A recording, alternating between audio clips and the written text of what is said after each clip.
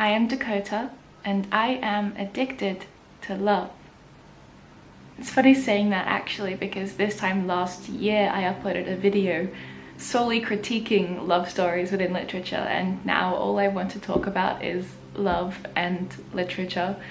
Funny how that happens. I'm going to expand on this very soon with a myriad of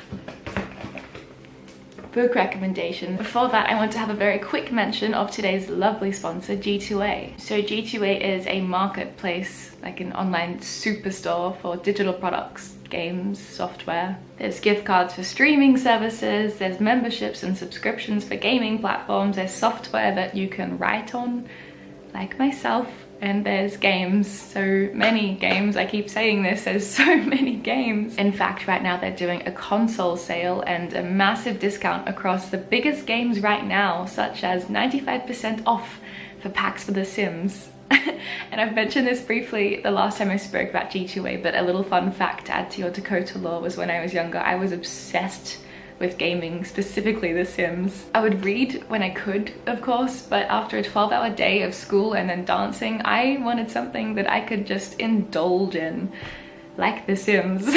I still play sometimes, that's my confession. GTA has so many more things to offer, and if you follow the link in my description box or pinned in the top comment, you can have a look at GTA and have access to their console sale and everything else that they have to offer. There really is something for everyone. Very big thank you to G2A for sponsoring this video. Also, please appreciate this lighting setup. It's like 3 AM right now and I was just in bed and got inspired to talk about love and books. This is sadly not my usual vibe, but I feel it's fun. It's like an alter ego, you know. I feel kind of like a rock star, but literary. So I've done a lot of growing up this past year or so, as is the nature of getting older, but more specifically a lot of growing up in the department of love, because I fell in love for the first time. Woo! But don't ask about it. Please God, do not ask about it. It's complicated and I don't have an answer for you. That aside, I suppose the funny thing is that I never really resonated or enjoyed literature about love because, quite frankly, I had never been in love. Go figure. Now, as I mentioned earlier, all I can think about is love. All elements of love. You know, when you first start to feel that kind of, when your insides form into this goop like honey and melt and liquidize, because that's what love does, to me at least. When you have those thoughts and you think, oh God, I'm in too deep now, what do I do? Someone help me, I don't know what to do now. That's a fun part of love. Another fun part of love is after the love, when you stare at the ceiling and hope that it doesn't stare back. Anyway, so naturally I must combine the two things that I am head over heels in love with, and that is, of course, love and literature. Lo and behold. The books that I'm going to be speaking about in this video aren't your generic, soppy kind of romance, enemies to lovers tropes, unrealistic plots, because that's not the love that I like to read about, and you know, I recommend you books that I love, so that's not it. That's simply not it. I want to read about a love that's real, and I want to read about a love that hurts just as much as it heals, and I want to read about a love that I can connect with and resonate with, and I want to read about a love that's critical and not so glamorous. Maybe that's just me, but that's the books I'm going to be recommending for you. Anyway, I have a curious amalgamation of poetry and essays and fiction for you, all on love naturally, the real kind, the gritty kind, the kind that isn't necessarily make-believe. Title screen.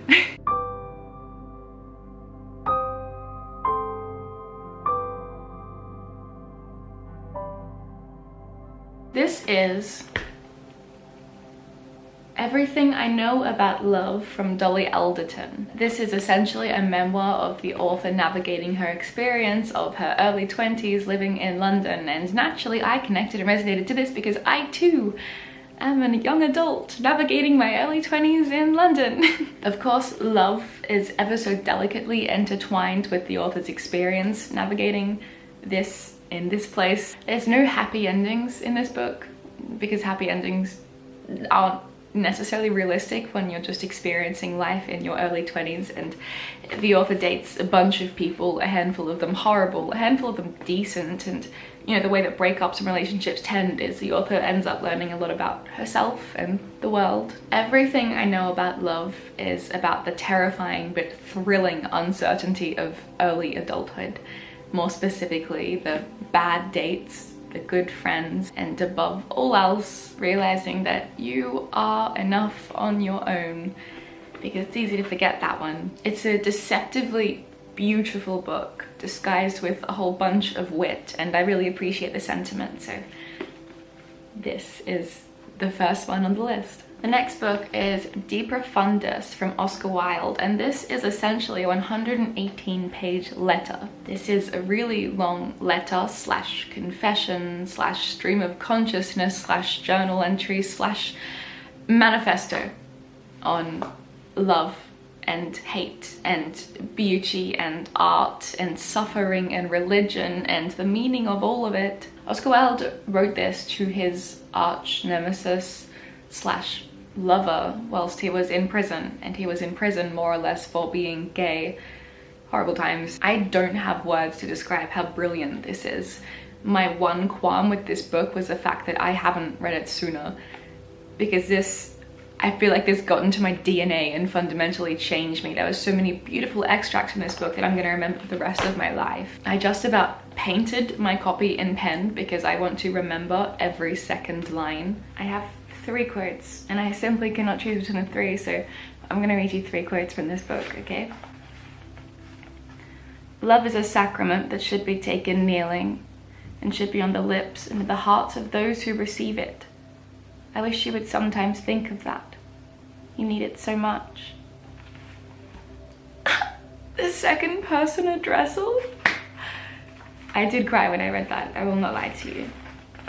The next quote is, and at the end of it all is that I have got to forgive you. I must do so. I don't write this letter to put bitterness into your heart, but to pluck it out of mine. For my own sake, I must forgive you.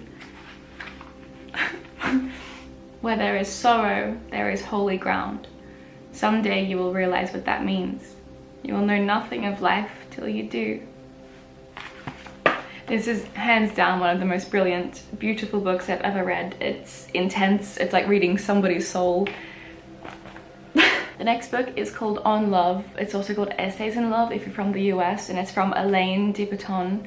I'm probably pronouncing that wrong. But this is, don't be fooled by the title of Essays on Love, because it's in fact a work of fiction. It's one of those books that's just so universally praised and renowned and loved that it doesn't actually have a blurb on the back, it just has raving reviews, so I'm gonna Google you a blurb so I can do this justice. The narrator is smitten by Chloe on a Paris to London flight, and by the time they've reached the luggage carousel, he knows he's in love. He loves her chestnut hair and pale nape and watery green eyes, the way she drives a car and eats Chinese food, the gap that makes her teeth canty and are not platonic, her views on Heidegger's being and time, although he hates her taste in shoes. On Love plots the course of their affair from the initial delirium of infatuation to the depths of suicidal despair through the Marxist stage of coming to terms with being loved by the unattainable beloved. It goes on. I'm sure you get the gist. I just read this, I just finished this. I've been sitting on this for about 3 days now, but I couldn't not include it in this video because it really is just about love. It's kind of like reading someone's journal as they're falling in love and trying to work out what their feelings are, except the person who wrote the journal is insufferable and really pretentious and is a pseudo-intellectual but also studied philosophy and probably psychology just for fun. When I mentioned to my friends that I was reading this, I had mixed reviews because a lot of people critique this book for being pseudo-intellectual and patronizing and just downright pretentious, but I feel like that's the appeal. I like to think of it as, because you know it is fiction, and even though it reads like essays and journal prompts, it's fiction, and so I have to remind myself that the narrator is intended to be unlikable and unreliable and, you know, is flawed, he's male-gazy, he's pretentious, he's got all these things that he thinks about a little too much and insufferable, but that's the appeal. It's the standard kind of, nobody understands me, woe is me, I'm so smart and everything's so hard and the world is so dark and I'm learning to love. monologue, except it's got some really nice lines, some really nice extracts that I can underline, and it made me sit down for a while and stare at a wall and think, oh, that's what that is. The charm of this book is that things like love should be left alone and just felt, but this book does everything in its power to intellectualize it. This book won't be for everyone, and at times it wasn't even for me, but in hindsight, it's the underlined extracts that make the whole thing worth it. The next book that I'm going to recommend is a collection of poetry, no less, and this is Richard Siken's Crush. And I picked this up when I was in Edinburgh quite recently. I've been trying to track it down for so long in store because it's a really special, specific edition that I wanted. Lo and behold, this one. The lighting setup is not doing it justice. This is a collection of poems driven by obsession and love. Siken writes with ferocity, and his reader hurtles unstoppably with him. His poetry is confessional, gay, savage, and charged with violent eroticism. In a world of American poetry, Siken's voice is striking.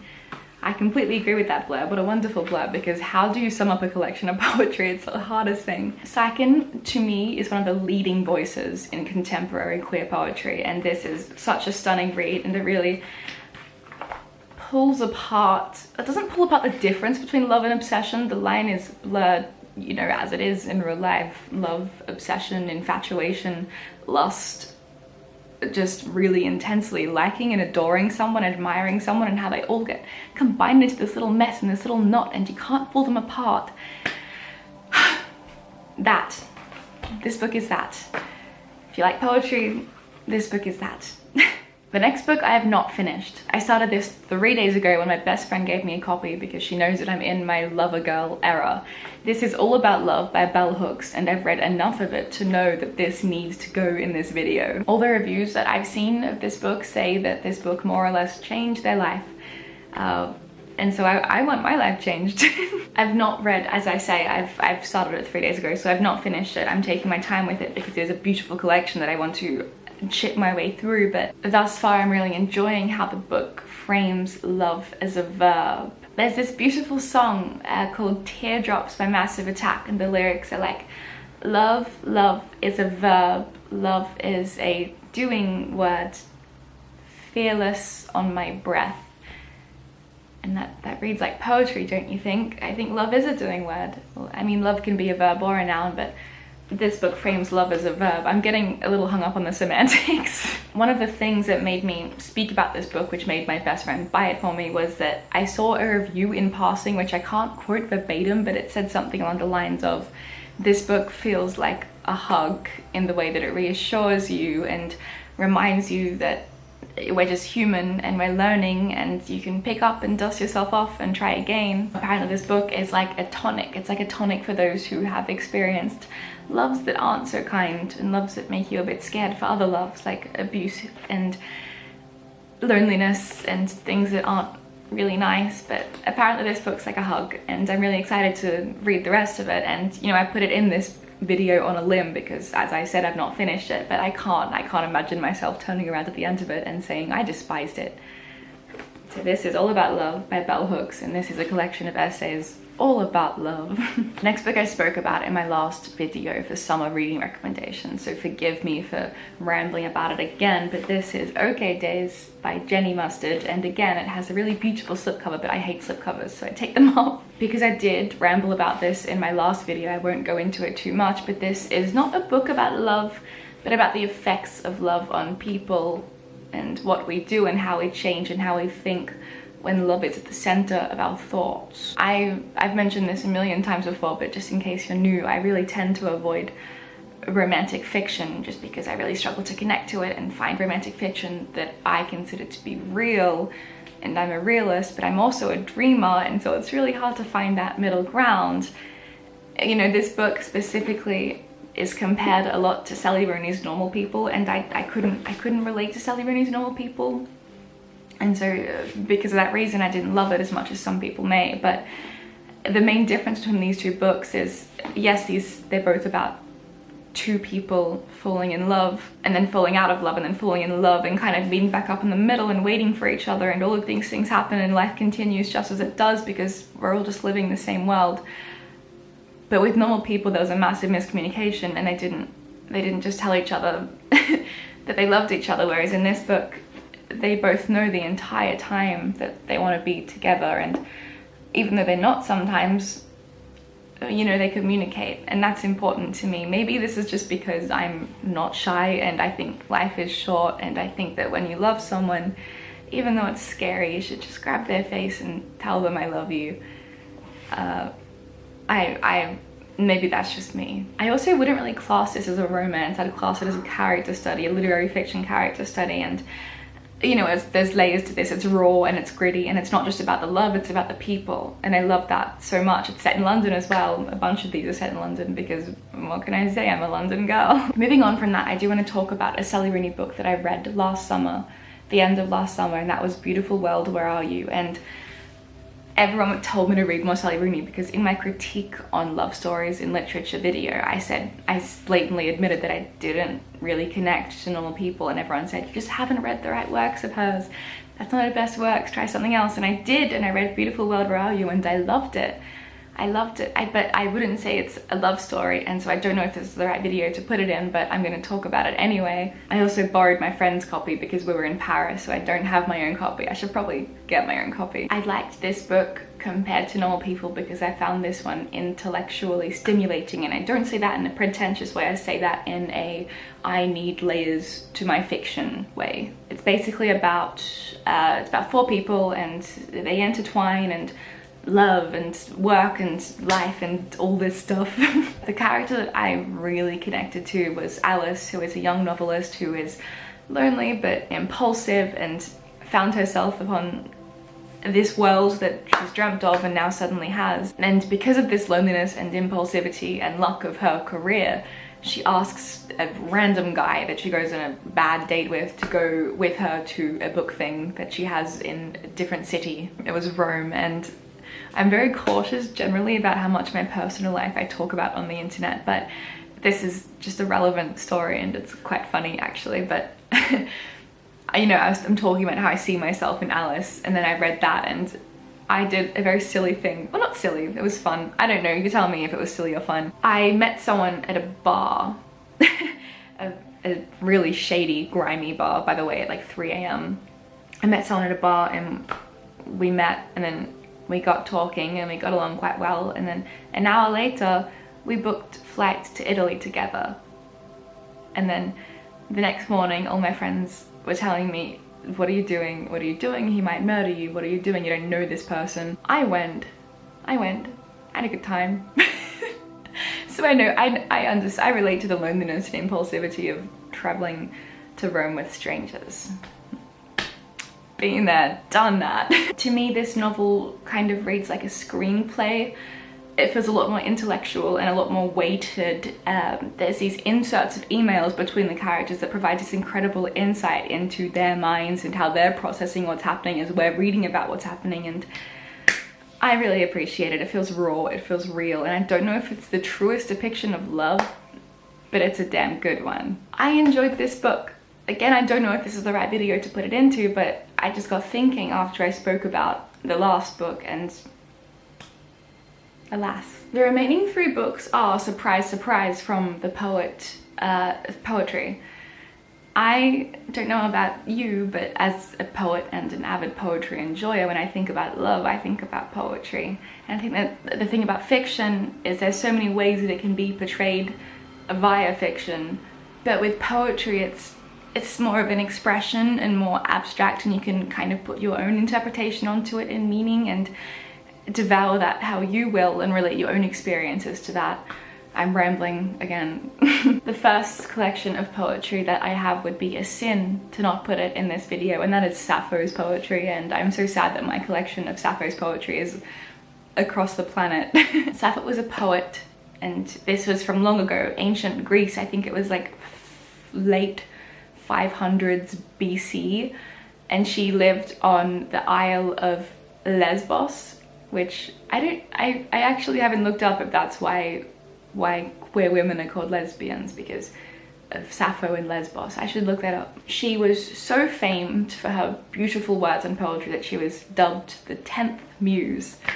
Imagine that. Imagine being dubbed the 10th muse. This is how you know it's going to be good before I even talk about it. The thing about Sappho is she was a lesbian, and she didn't just love women, she worshipped them, and all of her words are about the beauty and the softness and the tenderness and the magic and just the incredible, beautiful thing that a woman is. And I can't do justice to that until you read her poetry. It's interesting with Sappho's poetry because when I read it, I struggle to draw the line between love and worship, but what is love if not worship? You know? Even if you're not into women, this is still a beautiful collection of fragments of poetry to read, just the way that they're written. It's a real sensory experience. The next collection of poetry is Goethe's erotic poems, and I picked this up at a thrift store for super cheap and didn't expect to love it so much. Who's this translated by? This is translated and edited by David Luke, so my edition is translated by him. I'm sure there's probably different translations. The thing about translations itself is props to the translator, because that's such an important job for bridging the gap between universal literature, but with poetry specifically, it's really hard to find translated poetry that doesn't lose a bunch of the meaning and the words and the beats and the rhymes. Goethe actually never meant for these poems to be seen or published. They were ultra personal and candid, and now they're mine. I'm gonna say what I've said for the other collections of poetry. It's beautiful and it's intimate and it's erotic, as it suggests, it's erotic, but it's not erotic in a way that erotica is in modern times. It's erotic in a way like Sappho that worships the figure and love and the body and all of these things. I think I love the comparison of love and worship because it's not a comparison, it's the same thing. There's this really beautiful poem in this collection specifically about he was writing a poem while he watched his lover slept, and he was just admiring the outline of her body and all these beautiful things, and he was counting the beats of his poetry by tapping her naked back. And I'm not saying that right. Read it, it's really beautiful and it made me emotional. I like it. This might be considered a little bit more advanced just because it's older writing and it has a lot of mythological references, and give it a try though, it's fun. This last book collection of poetry, I was debating whether or not to put into this video, but you know, I've spoken about this poet and his works before, and I think I can do it in a way that doesn't blur the lines, and so I'm gonna do it again because I don't want to be disingenuous to my audience, and if I think that some people might connect with these works, I don't want to leave it out. This is Love is a Dog from Hell from Charles Bukowski, and Charles Bukowski was not a good person, and some of these poems are misogynistic, but he had undeniable talent with his words, and it's so unfortunate how that happens. Read this with a critical mind. Of course, read everything with a critical mind, but this is just a heads up. Can we separate the art from the artist? I don't know, that's a conversation to have another day, but right now I'm talking about love, and this book is about love, and it's one of the most beautiful collections of poetry that I have read on love, and so I'm going to tell you about it. Some of the poems in this book changed me, and whilst Bukowski might have been a gross old man, he had some really nice thoughts about love. And it's strange how love is this universal thing that we can all agree on. One of my favorite poems in this book is called An Almost Made Up Poem, and it's really beautiful, and he's talking about a female poet, and he says, print her, she's mad, but she's magic, there's no lie in her fire. Also on the continent, just listen to this.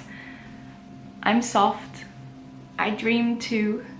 I let myself dream. I dream of being famous. I dream of walking the streets of London and Paris. I dream of sitting in cafes, drinking fine wines and taking a taxi back to a good hotel. I dream of meeting beautiful ladies in the hall and turning them away because I have a sonnet in mind that I want to write before sunrise. At sunrise, I will be asleep and there will be a strange cat curled up on the windowsill. It goes on, but it's really human and really pretty, and don't be fooled, the entire collection is not all lovely. I think it's about one-on, one-off, good poem, what the hell is this, kind of dichotomy, but take this with a grain of salt, read it critically, do what you will with it. I'm gonna mention it and the rest is yours to choose from. I think I'm gonna stop there, you know, there's more, but there's only so many books I can talk about in a 10-15 minute YouTube video. I hope you got something from this. These are books that I like about love, but maybe my interpretation of love is a little different. I don't know, I suppose maybe it is different for everyone. What if it's the same for everyone? Love, the big question. The sun's probably gonna start rising soon, so I should probably shower and go to bed. Think about love some more maybe. I've been writing a lot about love actually, and I'm excited for you to read it. Thank you for being here, and I love you. Genuinely, platonically, no less, but genuinely. Have a nice night or day, wherever you are, whatever you're doing, and I'll see you next time.